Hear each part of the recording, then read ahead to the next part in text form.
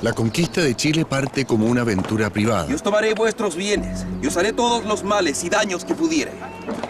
Pedro de Valdivia y los demás conquistadores la ven como una oportunidad para conseguir fama y trascender en la historia. Aventurarse fuera de Santiago es una imprudencia, Pedro, una muerte segura. Sin fe, no somos mejores que los bárbaros. ¡Debemos liberar a los caciques!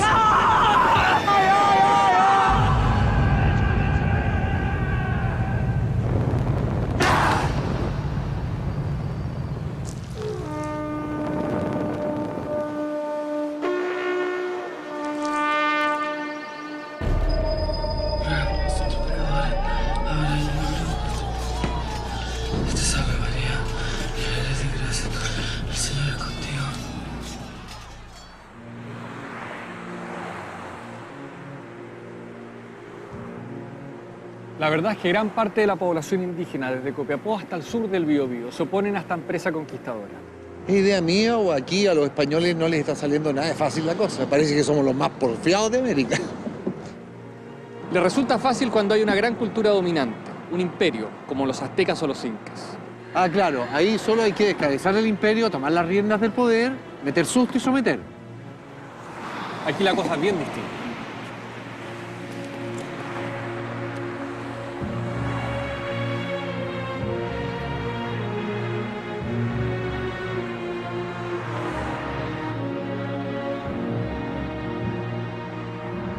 Para el español, Chile es uno de los territorios más conflictivos de la región.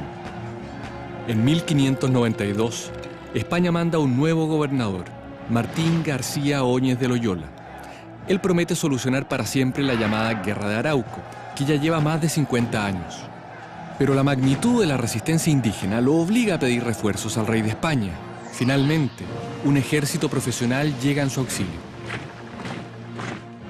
García Óñez de Loyola comete un error mortal: acampar en Curalaba, territorio mapuche. El campamento es atacado y el gobernador español muere a manos de los indígenas.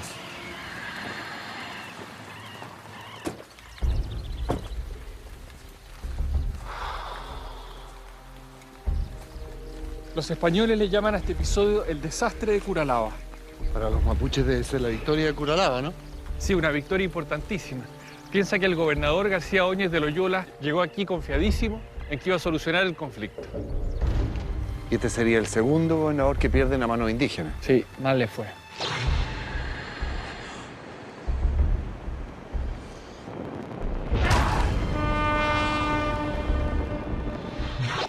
Vamos antes que nos perdemos.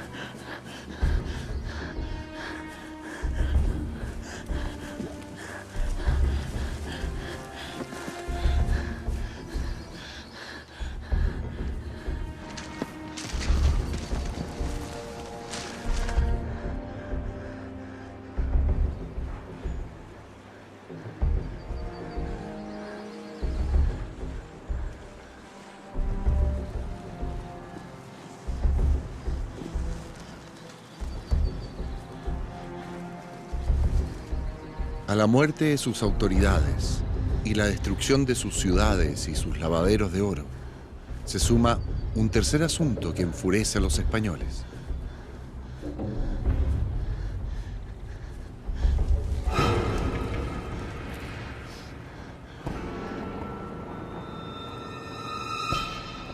Sus mujeres son tomadas prisioneras y se convierten en cautivas.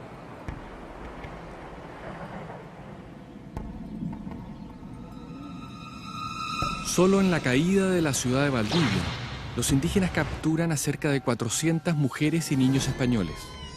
Las españolas cautivas son trofeos de guerra y se convierten en las chinurras, Muchas veces tienen un lugar privilegiado entre las esposas de los caciques.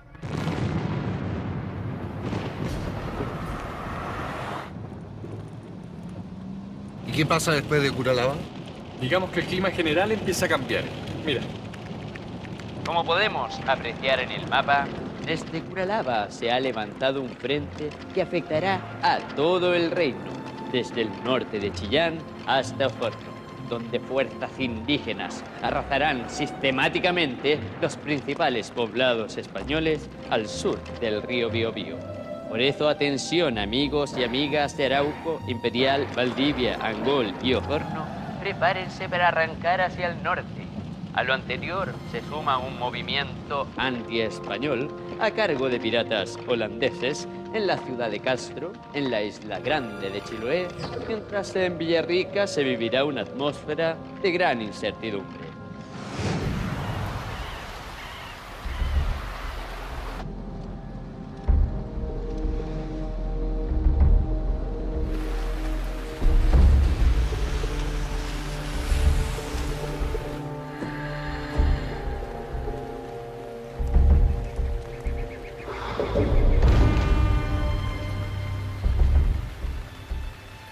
Mapuche y españoles unidos, no entiendo, Manuel. Más bien españoles sitiados por guerreros mapuche durante 3 años. 3 años. Es lo que toma en Cael la ciudad. A partir de entonces, esta zona queda bajo dominio mapuche por casi 300 años. Recién hacia fines del siglo XIX se produce su incorporación a territorio chileno. 3 años sitiados. Y cuando se rinden, ¿cuánta gente sobrevive? De los cientos de habitantes del lugar, solo sobreviven 11 hombres y 10 mujeres. 3 años. ¿Y qué comen durante todo ese tiempo? ¿Ratones? Y perros, gatos, libros, sillas e incluso carne humana.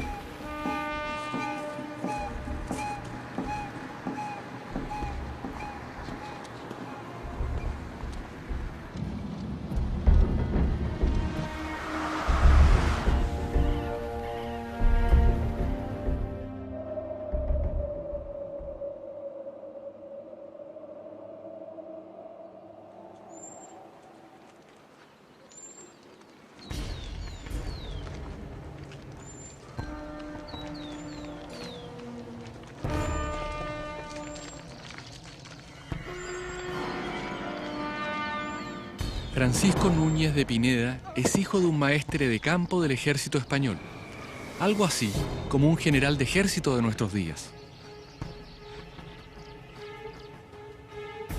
Kakemulfun, algún che, fe, tregua. Kakemulfun, algún che, fe, tregua.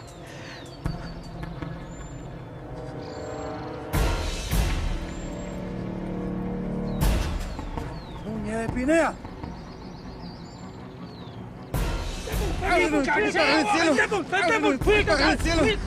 Santificado sea tu nombre, venga sea tu reino, hágase tu voluntad, en la tierra como en el cielo.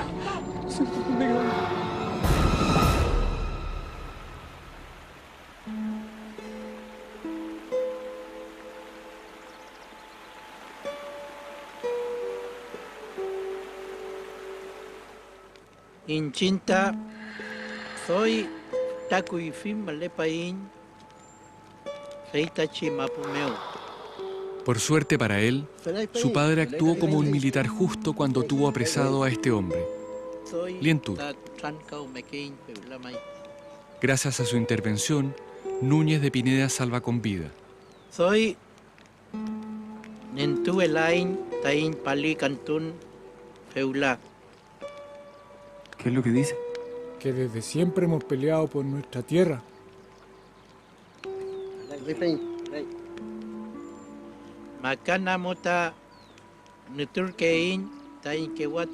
En sus 7 meses de cautiverio, va a conocer el mundo indígena de primera mano, como ningún español lo ha hecho hasta entonces.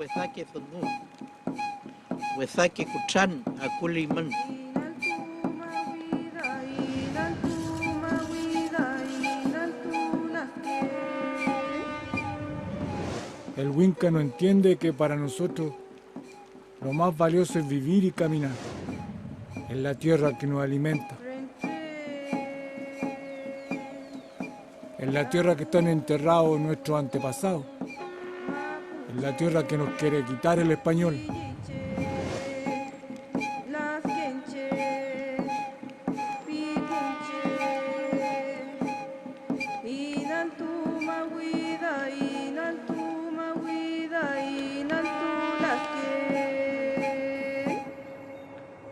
De esta experiencia de Núñez de Pineda nacerá uno de los clásicos de nuestra historia. El famoso cautiverio feliz. Esa crónica testimonial refleja como ninguna otra la vida cotidiana de los mapuches en esa época.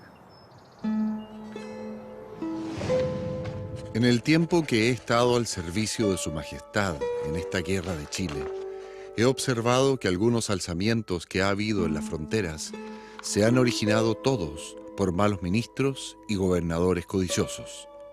Algunos llaman a los indios ingratos, desconocidos y traidores, pero sus acciones y arrestos valerosos son justificados porque los han ocasionado nuestras tiranías. Núñez de Pineda es liberado mediante un rescate. Vuelve al ejército y no lo abandona jamás. De hecho, llega a ser maestre de campo de Chile. ¿Y vuelve a pelear contra los mapuches? Por muy feliz que haya sido el cautiverio, él sigue siendo un español que le debe lealtad al rey. Ay, pero increíble. Pero en ambos bandos hay gente que se empeña a lograr algún tipo de acuerdo de paz. Por ejemplo, Luis de Valdivia. ¿Quién es él? Un jesuita, crítico de la guerra, que además redacta el primer libro de gramática mapudungún para conquistarlos por la fe. Es mejor que hacerles la guerra.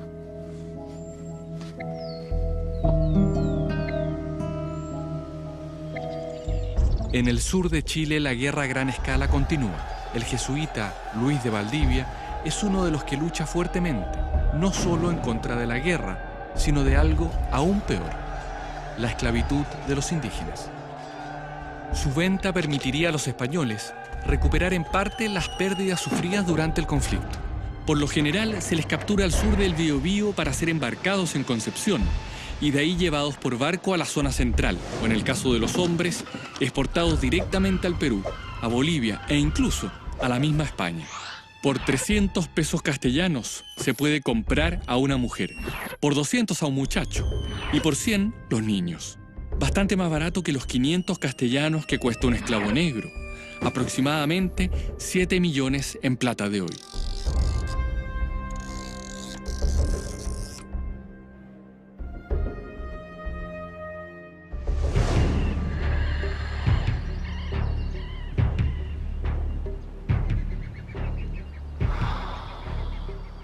Mientras tanto, en el sur de Chile, un nuevo líder indígena irrumpe en la escena.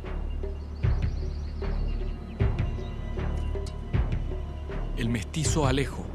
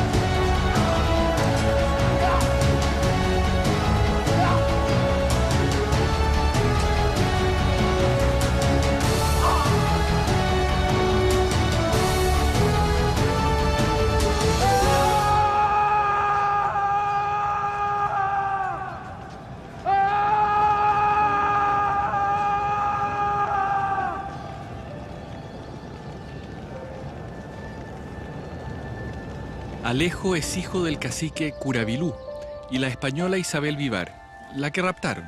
¿Te acuerdas de ella? Sí, claro, la cautiva. Después de la muerte de su padre, Alejo y su madre logran salir del cautiverio. Él es educado por los franciscanos. Ella ingresa a un convento.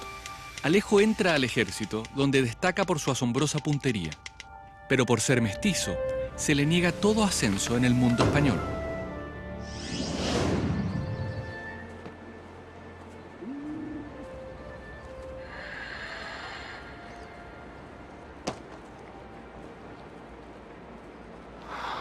Alejo abandona el ejército español y se une a la lucha indígena. La discriminación al mestizo es menor entre los mapuche. Los llaman gente revuelta. Alejo asciende rápidamente y se transforma en uno de los líderes del gran alzamiento de mediados del siglo XVII.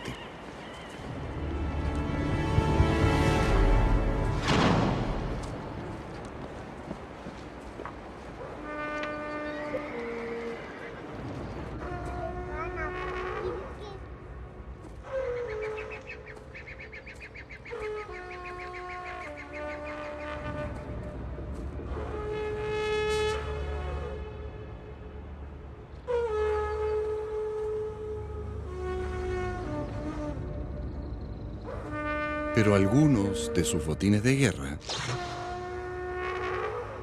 no solo enfurecen a los españoles.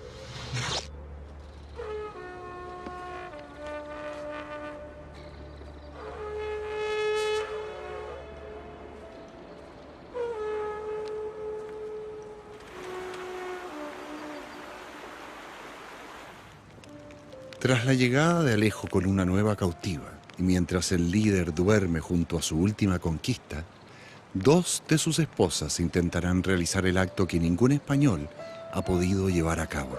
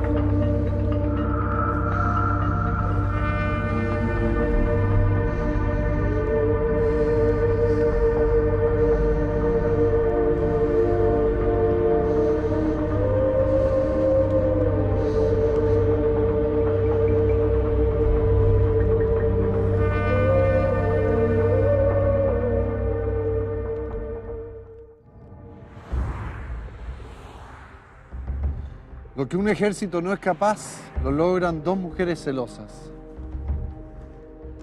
Todo un crimen pasional. Después del asesinato, ambas viudas se unen al bando español. Después de matar a un caudillo mapuche, no creo que convenga quedarse en su territorio. No, pero además son premiadas por los españoles con pensiones vitalicias.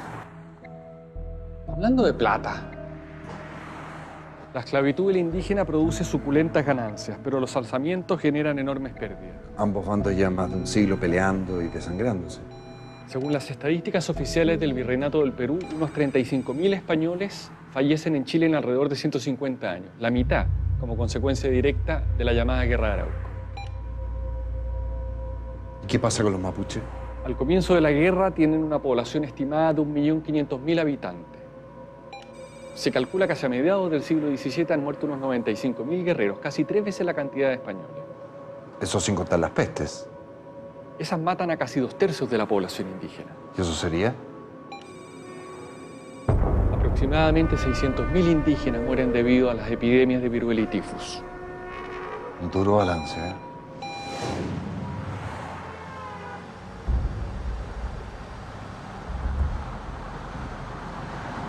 Para terminar con las matanzas se decide iniciar el diálogo. ¿Y ahora a dónde vamos? A un parlamento. A un parlamento. Algo me dice que no es Valparaíso.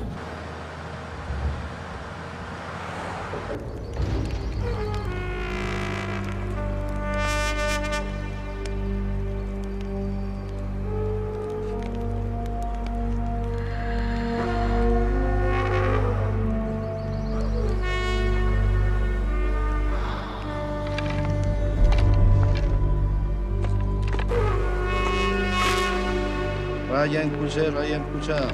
Neuen Rey también y un Mapu. Gracias y Yemay, chao. Pinche y Peñí. Pinche y también la mien. Gracias y Yemay, chao, bueno, Cuché. Los parlamentos son encuentros de diálogo y negociación entre españoles e indígenas. Se convocan en periodos de crisis para fijar las reglas que permitan la convivencia pacífica. En ellos hay intercambio comercial y cultural entre ambas sociedades. Al parecer el trabajo que hizo el jesuita Luis de Valdivia tuvo muy buenos resultados. Luis de Valdivia es clave en el cambio de estrategia, pero la verdad es que los parlamentos o collan, como les dicen los mapuches, existen en su cultura desde hace varios siglos. Han sido bien comunes entre los distintos pueblos indígenas del territorio. Si bien no es un resultado definitivo, es un muy buen comienzo, ¿no? Sí, desde luego. Después de 2 importantes parlamentos, España reconoce a los mapuches como una nación. La única que no ha sido sometida al imperio donde nunca se pone el sol.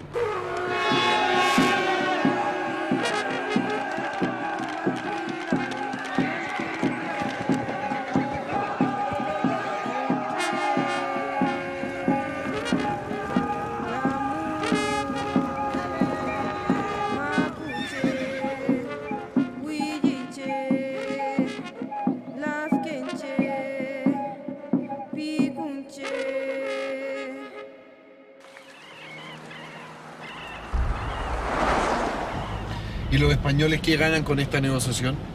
La liberación de sus compatriotas cautivos, que los misioneros puedan entrar en tierras indígenas, que los enemigos de España sean también sus enemigos y que no formen alianzas con otros extranjeros que lleguen a la costa. Por lo menos van a poder dormir más tranquilos. Ni tanto. Ahora mismo vamos camino a una catástrofe que va a dejar a Chile sin ganas de dormir. Vamos. A mediados del siglo XVII, Santiago se mantiene como la capital del Reino de Chile. Hacia 1626 tiene poco más de 500 casas y unos 11.000 habitantes. El Santiago de entonces es tan grande como el barrio de Avenida Mata entre 10 de Julio, Portugal, Santa Rosa y Alameda. En ese entonces, el río Mapocho tiene un brazo que sale al oriente del Cerro Santa Lucía y corre junto al antiguo Camino de la Cañada, la actual Alameda. La gente más pobre, mayoritariamente, vive al otro lado del río, en el barrio que llaman La Chimba. ¿Y los ricos? ¿Quieres conocer a uno? ¿Vivían bien los millonarios? Unos pocos señores concentran buena parte del poder. Es una familiar. ¿Y qué pasa con las señoras y las señoritas? Si lo preguntas por su participación en las esferas del poder, te aclaro al tiro que es nula. Solo unas pocas mujeres, generalmente viudas, de buena situación, logran algún grado de autonomía. Como la que vamos a conocer ahora. Mira, la famosa Quintrala. La misma, Catalina de los Ríos y Lisperger. Tuvo que pagar un alto precio por su poder, la persecución y la mala reputación que la acompaña hasta hoy día. Si está confesando sus pecados, tenemos para rato. ¿Sabías que es mestiza? ¿Mestiza? La sociedad colonial se divide según la cantidad de riquezas y el origen social. Arriba están los representantes del rey, o sea, el gobernador, los miembros de la Real Audiencia y del Cabildo, vecinos y encomenderos españoles. Aunque ser propietario define tu posición social, en América se suma la mezcla de etnias de la cual provienes. Un mestizo, hijo de español encomendero y de madre indígena, puede ser considerado español, especialmente si ella es hija de caciques, o sea, de la nobleza indígena. A pesar que los mestizos, mulatos, zambos, pardos y negros están en general en la parte inferior de la pirámide, de todos modos son importantes para los que están en la cima, porque les permiten ostentar poder. Una mestiza con poder, con dinero y más encima bruja. Se le acusa de hechicería por su conocimiento de ritos afroamericanos e indígenas. Por estos años, una acusación como esa es la mejor manera de anularte. Le insisto, doña Catalina, varios de sus trabajadores se han quejado de que los maltratan. ¿Quiénes? Feligreses de la iglesia.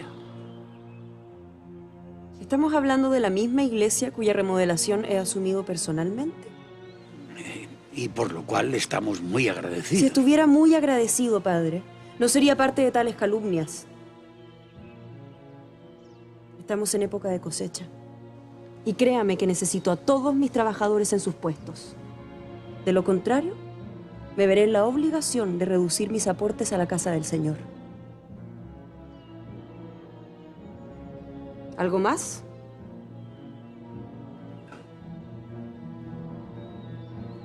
Ya conoce la salida.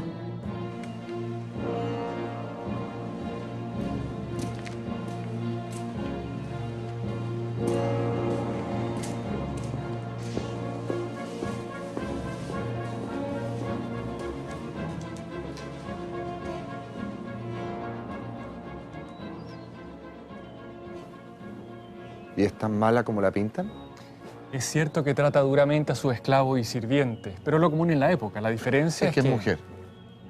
Y no toleran que una mujer sea fuerte, con carácter, incapaz de bajar el moño, ¿no? ¿Me equivoco? El mito de la Quintrala como esa mujer cruel y perversa que hoy todos conocemos es responsabilidad en gran parte de Benjamín Vicuña Maquena. No te puedo creer. En este libro, escrito en 1877, o sea, 200 años después, la retrata como una mujer sanguinaria y brutal. ¿Y Vicuña Maquena se basa en algo concreto o dejó volar su imaginación literaria? Al parecer, el mito se origina en una tradición popular que él le escuchó cuando niño de boca de una sirvienta. Ya mayor escribe este libro basándose en distintas fuentes, entre ellas, fundamentalmente, los escritos del obispo Francisco de Salcedo, enemigo público de la Quintrala. Está temblando. Está temblando. Está temblando. Cuidado. ¿No te dije que Chile iba a quedar sin ganas de dormir? Ay, pero fue fuerte. Pero prepárate. El primer gran terremoto de Santiago ocurrirá hoy domingo, 13 de mayo de 1647, a las 10:30. Mejor no más. No.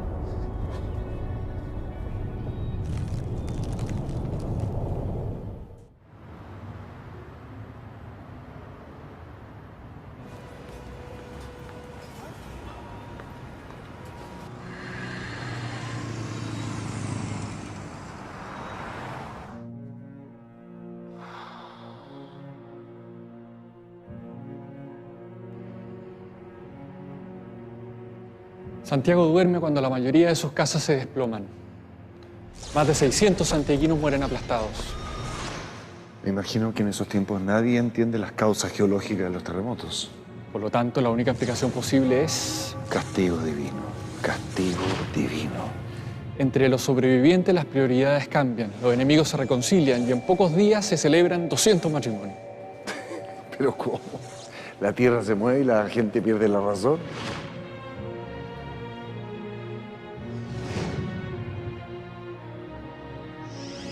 Incluso liberan a varios prisioneros, aunque ninguno negro. ¿Y por qué los negros no? Acuérdate que son víctimas de la discriminación social más absoluta. Ocupan el fondo de la escala social. Luego que los teólogos resolvieran que los negros no tienen alma, la mayoría de ellos son esclavizados. Pero los libres, mulatos y pardos ocupan sitios intermedios, como capataces, administradores, vendedores y maestros de oficios, como herreros y zapateros. Curiosamente, un negro más oscuro que otro sufre el prejuicio de ser asociado más con la esclavitud. O sea que mientras más negro, más esclavo. De alguna manera, sí.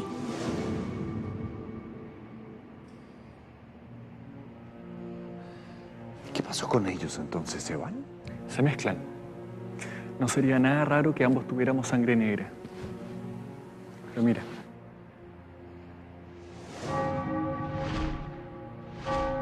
Aquí tenemos a otro testigo de esa catástrofe.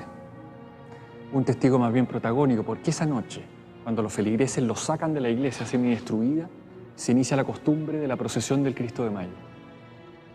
¿Por qué tiene la corona en el cuello? Se le cae en el terremoto. ¿Pero por qué no se la han vuelto a poner? Existe una leyenda que señala que si la corona es devuelta a su lugar, volverá a temblar con la misma intensidad. Por las dudas, dejémosla como está. Vamos. ¿Dónde se llevan el Cristo después del terremoto? A la casa La Quintrala. Catalina de los Ríos, querrás decir.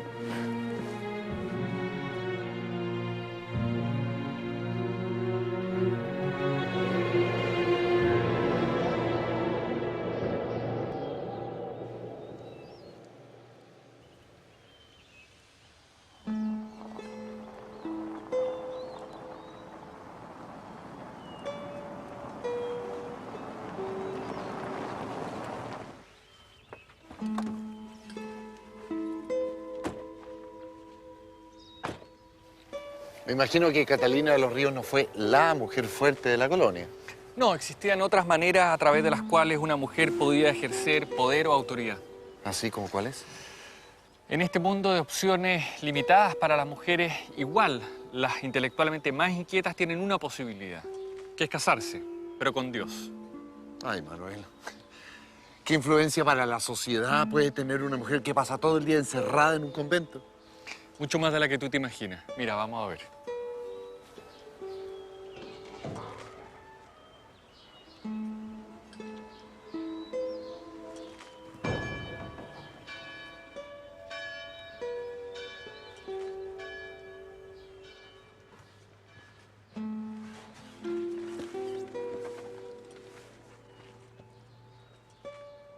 Casar una hija en esta época sale carísimo, porque hay que disponer de una dote o un patrimonio para entregárselo al novio. Me pregunto cuánto habrá sido la dote de La Quintrala. De las más caras de nuestra historia, más de 45.000 pesos de la época, o sea, unos 630 millones de hoy.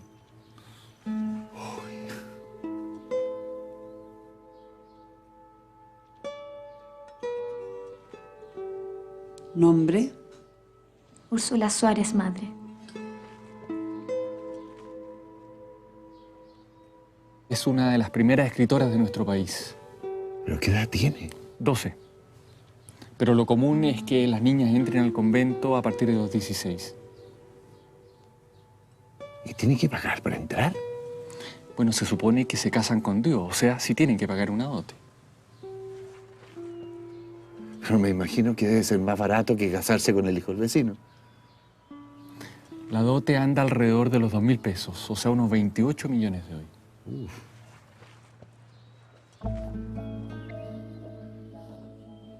Hola, buenas. Con tanta dote, el poder económico de estas monjitas debe ser increíble. Bueno, de hecho funcionan como una especie de prestamistas. Si necesitas plata, ¿a dónde vas? A un convento y ahí te la prestan. Siempre y cuando dejes algo a cambio, como una propiedad en garantía. O sea, tu casa no le pertenece al banco, sino que le pertenece al convento. Así es. Se las traen estas monjitas. Las órdenes religiosas femeninas tenían mucha influencia en todas las áreas de la vida urbana, especialmente en las de Santiago. Algunas órdenes tenían nombres tales como Clarisas de la Cañada, Agustinas de la Limpia Concepción, Clarisas de la Victoria, Carmen Alto de San José, Carmen Bajo de la Cañada y Dominica de Santa Rosa. Era común que las religiosas recibieran gratis herencias o donaciones. Otras calles como Agustinas, Monjitas, Rosas o Teatinos deben su nombre a órdenes religiosas. En los conventos se enseñaba a las niñas lo necesario para la vida doméstica.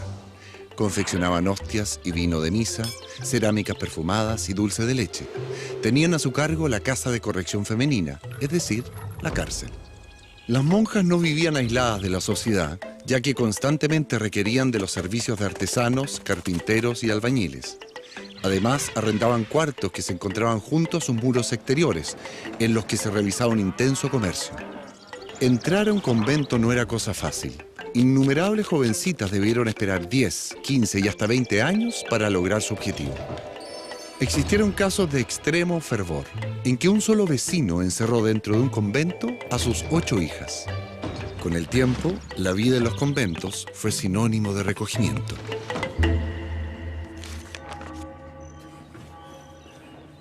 Es realmente increíble la cantidad de cosas que pasan en estos años en un convento.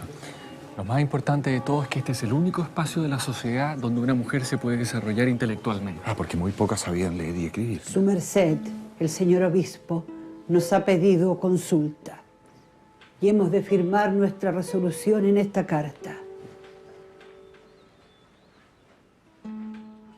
El asunto ya está zanjado y hemos de ganar tiempo, firmando sencillamente lo que hemos resuelto.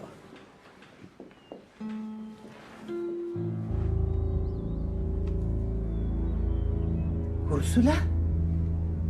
¿A qué espera usted que no firma? ¿Acaso desconfía? Primero de leerla, que no voy a firmar a ciegas. ¿Quién puede ser tan atrevida?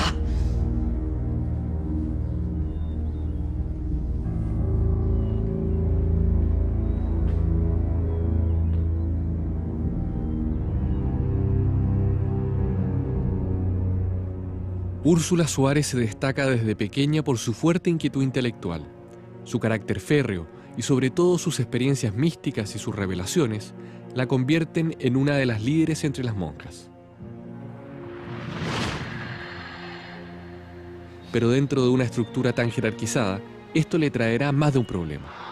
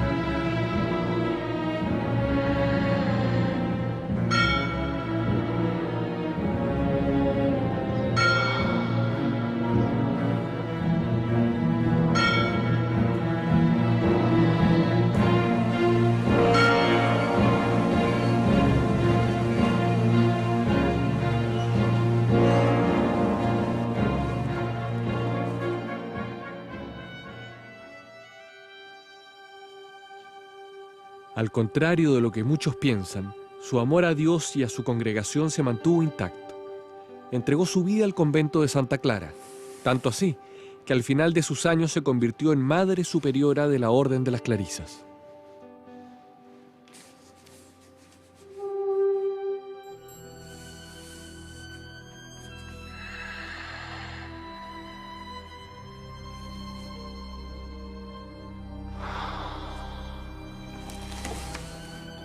Como vería vuestra paternidad en mis primeros cuadernos, que todos mis pecados fueron engañar a los hombres, por vengar a las mujeres por las que ellos han burlado. Y desde antes de mudar los dientes, empecé a vengar a las mujeres con gran empeño. Úrsula escribió unas memorias que son uno de los grandes testimonios de la espiritualidad femenina de la época. En definitiva, las corporaciones religiosas forman parte de todas las esferas de la vida.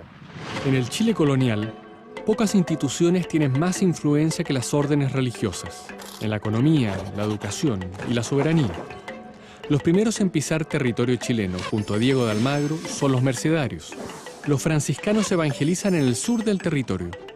Los dominicos se preocupan de la educación, creando el primer instituto educacional con grado universitario y biblioteca. Los agustinos son una orden confesional con mucha influencia, especialmente en la ciudad de Santiago. Finalmente, los jesuitas, la orden más importante e influyente de la época, no solo son una potencia económica, sino que se interesan por el mundo mapuche y, a pesar de algunos problemas iniciales, son los primeros que logran penetrar con éxito en el territorio indígena. ¿La jesuita, la más poderosa? Sí. Tanto en Chile como en el resto de las colonias españolas han acumulado un poder enorme. Por eso son lo primero que hace desaparecer la corona cuando inicia su contraataque. ¿Pero hasta cuándo van a aceptar que vengan de afuera a decirles qué tienen que hacer? Tranquilo, esto va a ser crisis luego. Por fin la libertad. Esa historia hay que verla.